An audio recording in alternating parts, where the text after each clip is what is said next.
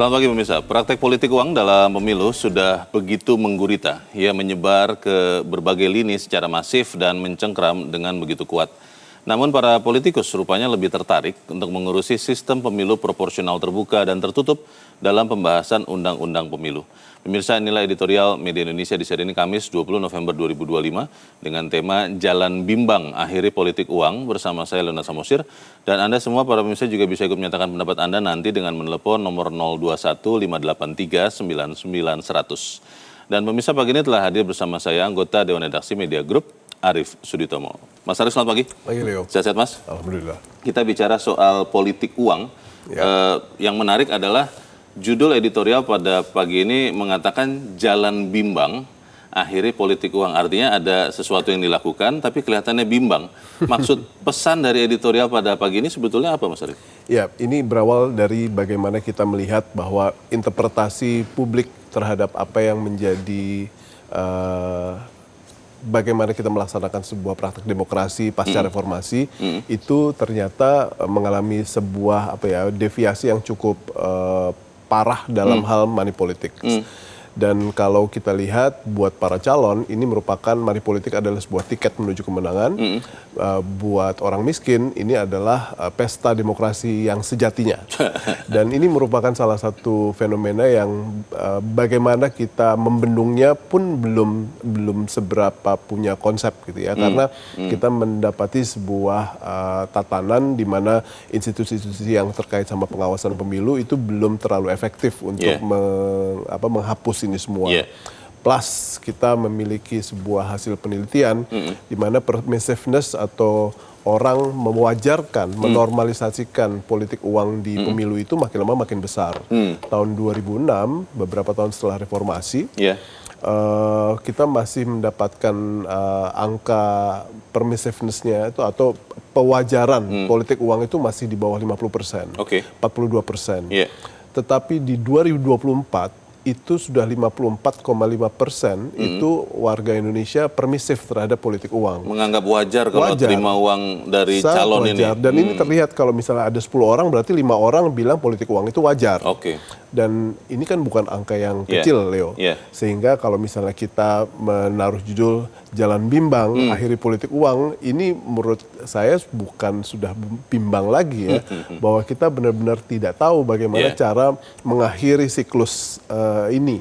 Jadi saya pikir ini merupakan salah satu isu bangsa yang harus segera kita address, karena kalau tidak kita akan mendapatkan kualitas wakil rakyat, kualitas pemimpin yang semakin akan tidak baik ya. Baik, kita akan bahas ini Mas Arief dan pemirsa. Inilah editorial Media Indonesia untuk hari ini Kamis 20 November 2025, Jalan Bimbang Akhiri Politik Uang.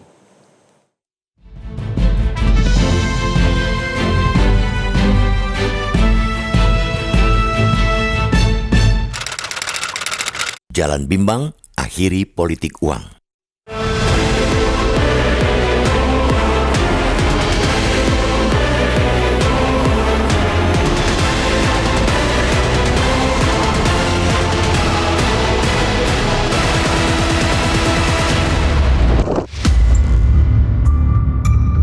Praktik politik uang dalam pemilu sudah begitu menggurita. Ia menyebar ke berbagai lini secara masif dan mencengkram dengan begitu kuat. Namun para politikus rupanya lebih tertarik mengurusi sistem pemilu proporsional terbuka dan tertutup dalam pembahasan undang-undang pemilu. Persoalan sistem pemilu bukannya tidak relevan untuk digodok dalam rancangan undang-undang pemilu. Publik juga tidak menolak pembahasan tersebut, mengingat proporsional terbuka dan tertutup akan menentukan apakah pemilih memilih langsung individu caleg atau sebaliknya. Dengan proporsional terbuka, pemilik suara dapat memaksimalkan akuntabilitas calon legislatif, caleg. Sebaliknya, dengan proporsional tertutup, sistem ini dapat memperkuat ideologi dan disiplin internal partai. Akan tetapi, apakah kesibukan membedah sistem pemilu ini akan berfaedah dalam menuntaskan akar persoalan yang terus merusak fondasi demokrasi? Politik uang tidak boleh dibiarkan tumbuh tanpa pernah tersentuh aturan perundang-undangan. Harus kita katakan, bila penyakitnya dibiarkan begitu saja tanpa pernah diobati, perubahan sistem apapun namanya tidak akan mampu menyelamatkan demokrasi yang kian merapuh. Mereka yang terpilih lahir dari politik uang tidak akan segan untuk selamanya berlaku curang. Demokrasi tidak lagi menjadi jalan bagi lahirnya pemimpin dan wakil rakyat yang bersih dan berkehendak tulus membela kepentingan publik. Sebaliknya, demokrasi menjelma menjadi alat pemuas nafsu para pemburu kekuasaan. Suara rakyat diperlakukan selayaknya alat tukar, dipakai ketika dibutuhkan, kemudian dibuang setelah kepentingannya terpenuhi. Begitu pesta demokrasi usai, yang tersisa hanyalah janji-janji yang menguap. Kepentingan publik kembali terpinggirkan. Akibat maraknya politik uang yang terus berulang, dampaknya justru tidak baik untuk publik. Dalam salah satu penelitian terungkap bahwa masyarakat semakin permisif terhadap praktik politik uang. Jumlahnya terus meningkat.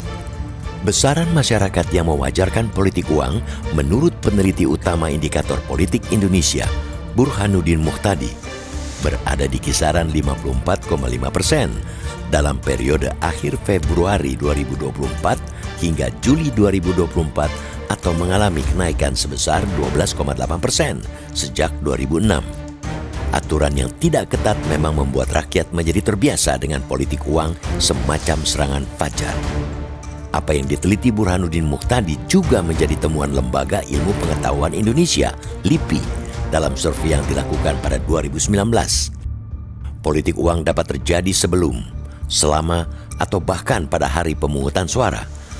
Tujuannya ialah memengaruhi pemilih atau penyelenggara pemilu dengan memberikan imbalan berupa uang atau materi lainnya untuk mendapatkan dukungan atau suara.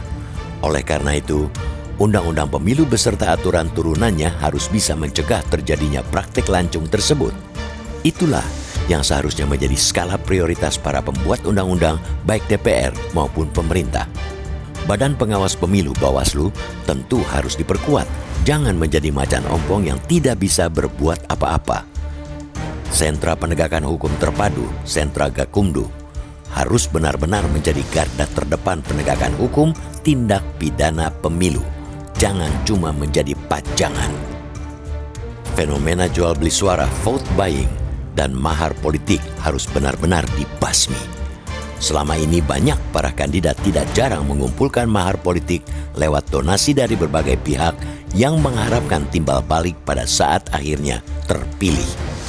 Melihat realitas tersebut, kondisi demokrasi Indonesia yang kian koruptif sudah selayaknya menjadi prioritas untuk dibereskan.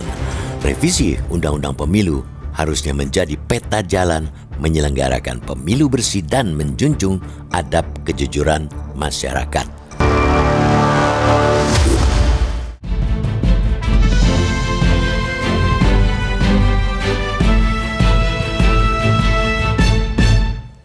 Di bagian berikut Anda bisa ikut menyatakan pendapat Anda terkait editorial pagi ini. Pemirsa, untuk saat ini tetaplah bersama kami.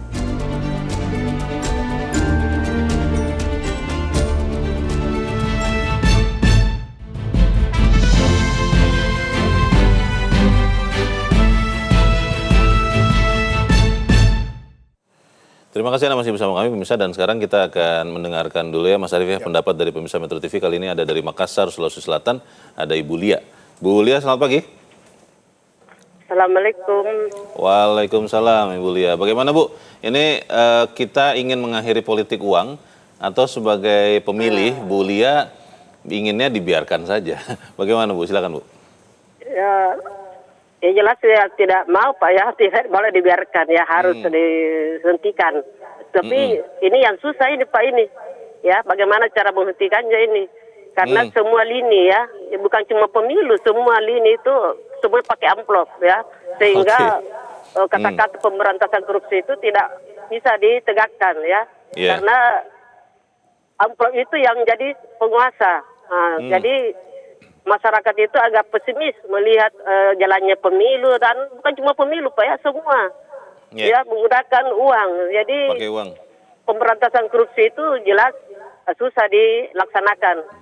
Mudah-mudahan dengan pemilu nanti ini 5 tahun ke depan ini yang kita lihat ini, apa yang terjadi selama ini bisa diminimalisir sehingga masyarakat itu betul-betul bisa memilih sesuai dengan apa kehendak hatinya, bukan dengan amplopnya ya. Jadi pelaksanaan ini nanti jelas-jelas, tapi ini juga dari di atas ini tidak ada yang konsisten dengan apa janji-janjinya tadi ini, sehingga masyarakat bingung ya. Kenapa ketika memilih itu pilihannya sesuai dengan, tapi kenyataannya ketika terpilih dia sudah melenceng dari apa janji-janji yang diucapkan ke masyarakat. Nah, inilah sedikit kelemahan dari negara kita ini. Mudah-mudahan para pemimpin kita itu betul-betul menjalankan tugas negara, kepercayaan masyarakat, sehingga masyarakat bisa percaya kepada kebijakan-kebijakan daripada pemerintah dan para pengambil kebijakan. Terima kasih. Assalamualaikum. Waalaikumsalam. Terima kasih Bu Lia di Makassar, Sulawesi Selatan. Selamat pagi Bu. Kalau kata Bu Lia, Mas Arief, susah nih, karena bukan hanya politik, katanya semuanya sudah pakai amplop.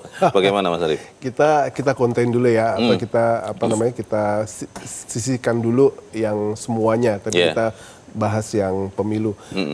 Saya yakin Bu Lia ini adalah bagian dari yang 45,5, bukan yang 54,5. Yang masih menolak ya? Jadi yang masih menolak. Nah, kita harus akui bahwa orang-orang seperti Bu Lia atau Leo atau saya itu adalah orang-orang yang tidak terima money politik saat kita mau nyoblos gitu ya. Tapi orang yang mewajarkan itu kan lebih banyak. Betul. Dan sekarang kalau misalnya Ibu Lia bingung mau mulai dari mana, itu juga merupakan kebingungan kita.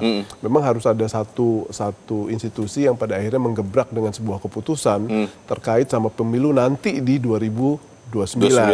Untuk pada akhirnya kita percaya pada sistem, kita percaya bahwa ada lembaga-lembaga pengawas yang mulai akan melakukan tugasnya dengan baik, bahwa mereka punya wibawa, punya keberanian yang pada akhirnya bisa membela apa yang menjadi perjuangan kita melawan money politik. Politik uang ini kan sebetulnya di sekian pemilu ya, termasuk yang terakhir ya Mas Arief, kan sudah ada sekian kasus yang ditemukan sebetulnya, juga sudah ditindak.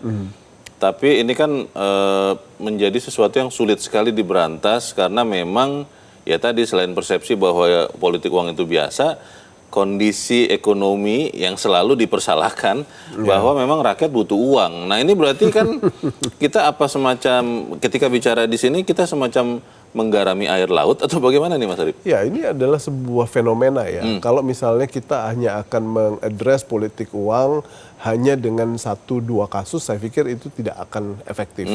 Kita harus bisa memberikan sebuah standar baru yang pada akhirnya akan dilihat oleh publik bahwa itu adalah tauladan yang pada akhirnya mereka akan ikuti untuk mulai saya akan memilih ini karena idealisme saya atau pilihan saya. Ini merupakan salah satu hal yang kita perlukan. Jadi kalau saya lihat sekarang bagaimana kita harus memulai dari sisi mana, dengan cara apa ya, saya harus menyandarkan harapan itu pada lembaga-lembaga pengawas. Karena mereka lah yang pada akhirnya bisa melakukan sebuah aksi punitif. Kita harus jeda dahulu Mas Arief dan pemirsa tetaplah bersama kami. Editorial Media Indonesia segera kembali.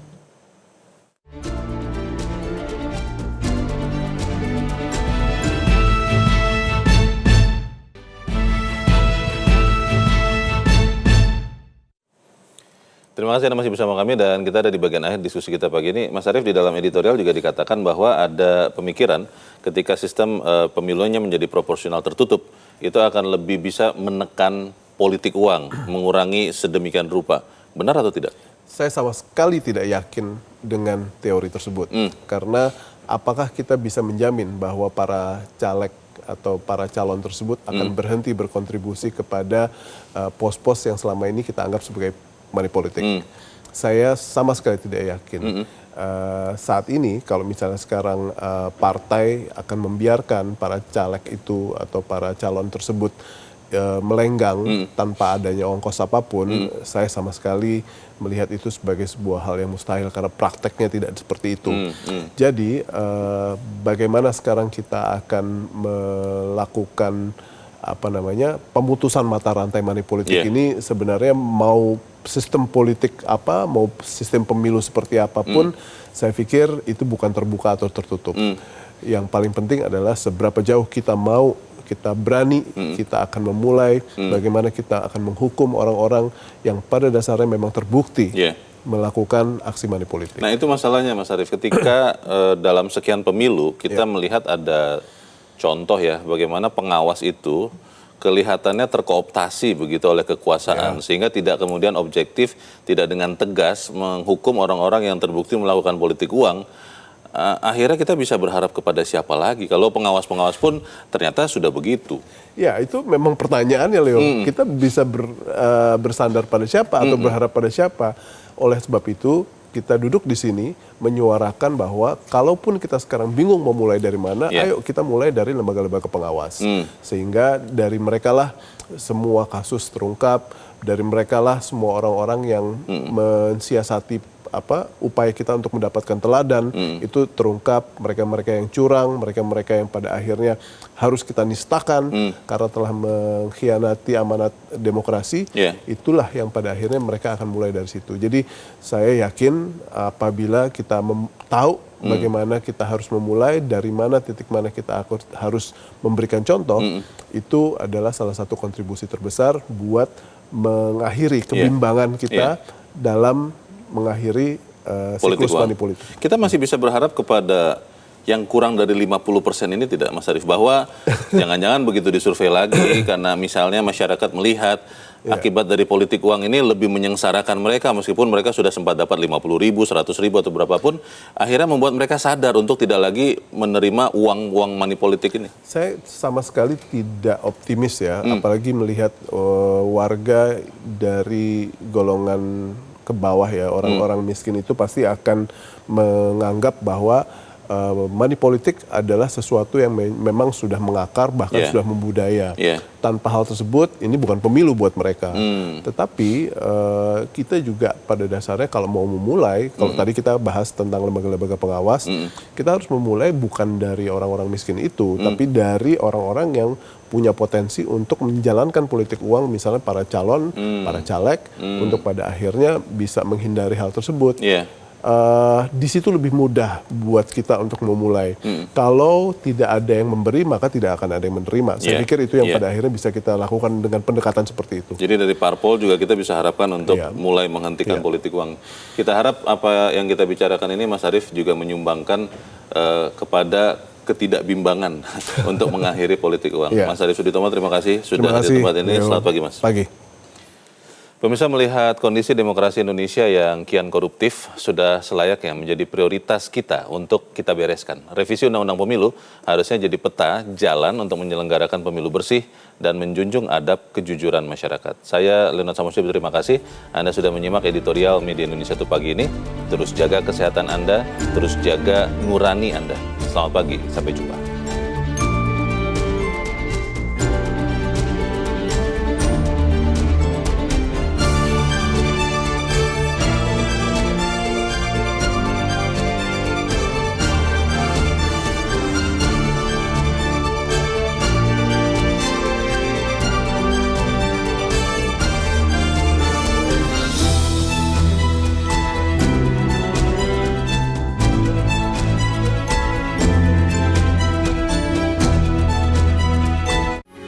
Metro TV.